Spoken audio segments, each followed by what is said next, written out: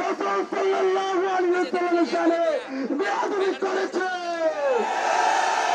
তথাকথিত অবিচার আলেমের ফাঁসির দাবিতে সব বাংলার জনগণ ফুঁসে উঠেছে।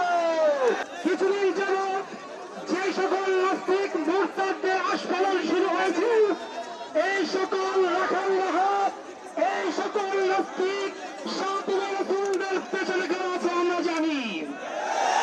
এই সকল কুলাঙ্গারদেরকে যেই মুশরিকরা যারা পেছন থেকে তাদের উস্কানি দিচ্ছে, পরিষ্কার বলে দিতে চাই, এই সকল সাতিরা তোমরা যদি মনে করে থাকো এই বাংলাদেশের তাওহীদ জনতা ঘুমিয়ে গেছে, তাহলে ভুল করবে।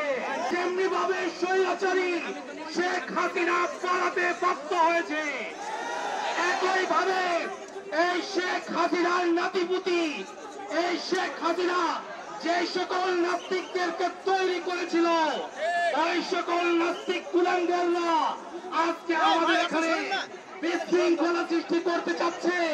কিন্তু জেনে রাখতে হবে, নবী প্রেমিক জনতা এই দেশ এবং জাতি কোনদিন নাস্তিকদেরকে ঠাঁই দিবে না। ভারত এবং ইসরায়েলের দালাল এই দেশের মুসলমানদের রক্ত যার হাত রঞ্জিত হয়েছে, শেখ হাসিনা সেই দাবি মেনে নেয় নাই। আমরা ভেবেছিলাম 2024 সালের 5 আগস্ট বাংলাদেশ স্বাধীন হয়েছে। স্বাধীন হয়েছে সলিমুল্লাহ খানদের মতো নাস্তিকের জন্য, স্বাধীন হয়েছে তসলিমা নাসরিনের উত্তরসূরিদের জন্য। আমরা স্বাধীনতা পাই নাই। সেই বাংলাদেশে আল্লাহ তার হাবিব মুহাম্মদ সাল্লাল্লাহু আলাইহি ওয়াসাল্লামের আরশচুম্বী সম্মান মর্যাদার বিরুদ্ধে বাক স্বাধীনতার দোহাই দিয়ে নাস্তিকরা যখন তখন বেয়াদবি করে, তাদের শাস্তি যদি না হয়, আমরা মনে করি মুসলমান এখনো বাংলাদেশে পরাধীন। 47 আমরা স্বাধীন হই নাই, 71 স্বাধীন হই নাই।